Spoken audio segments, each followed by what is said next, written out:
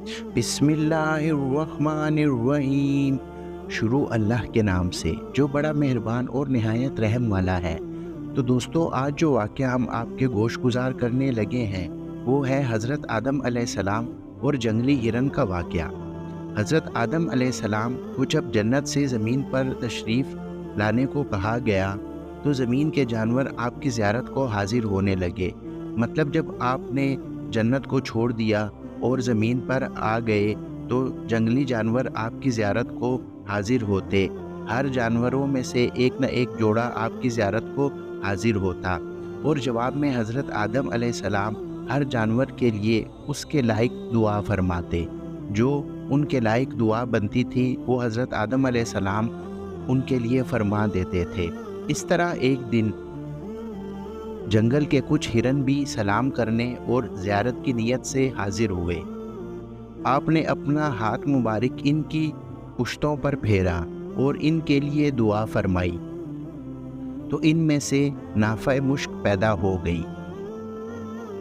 وہ ہرن جب یہ خوشبو کا تحفہ لے کر اپنی قوم میں واپس آئے تو باقی ہرنوں نے بھی ان سے پوچھا کہ تم یہ خوشبو کہاں سے لائے ہو، کیونکہ یہ خوشبو تو ہمارے ہاں نہیں ہے، اور یہ خوشبو تو بہت ہی مزے کی خوشبو ہے۔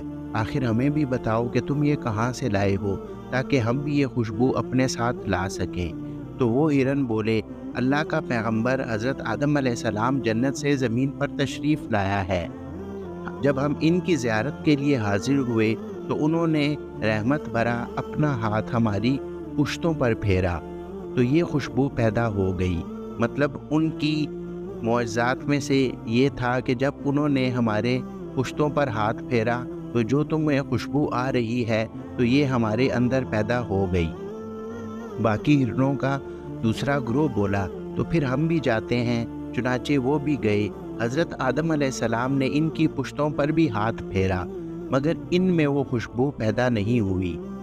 وہ حیران ہو گئے کہ یہ کیا ہو گیا۔ وہ جیسے گئے تھے ویسے ہی آ گئے، جس طرح پہلے والے ہرن کا گروہ ان کے پاس گیا تھا اور انہوں نے ان کی پشتوں پر ہاتھ پھیرا تو وہ خوشبو پیدا ہو گئی تھی ان کے پاس۔ لیکن جب یہ والا ہرن کا گروہ حضرت آدم علیہ السلام کے پاس گیا تو انہوں نے بھی ان کی پشتوں پر ہاتھ پھیرا، لیکن وہ خوشبو ان کے پاس سے نہیں آئی۔ ویسے کہ ویسے ہی واپس آ گئے۔ واپس آ کر متعجب ہو کر بولے کہ یہ کیا بات ہے کہ تم گئے تو خوشبو مل گئی اور ہم گئے تو کچھ بھی نہ ملا، بلکہ ہم تو جیسے گئے تھے ویسے ہی لوٹ آئے ہیں، اور ہم گئے تو کچھ بھی نہ ملا۔ پہلے گروہ نے جواب دیا، اس کی وجہ یہ ہے کہ ہم گئے تھے صرف زیارت کی نیت سے۔ ہم اس نیت سے نہیں گئے تھے کہ ہمارے اندر خوشبو پیدا ہوگی، بلکہ ہمیں تو پتہ بھی نہیں تھا کہ یہ خوشبو پیدا ہوگی ہمارے جانے سے۔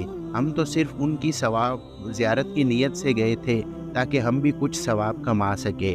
تمہاری نیت بالکل درست نہیں تھی، کیونکہ تم صرف اور صرف خوشبو لینے گئے تھے، اور تمہاری نیت میں فطور تھا کہ تمہیں خوشبو مل جائے، اور تمہاری نیت اس چیز کی بالکل نہیں تھی کہ تم حضرت آدم علیہ السلام کا دیدار کر سکو اور ان کی زیارت کر سکو۔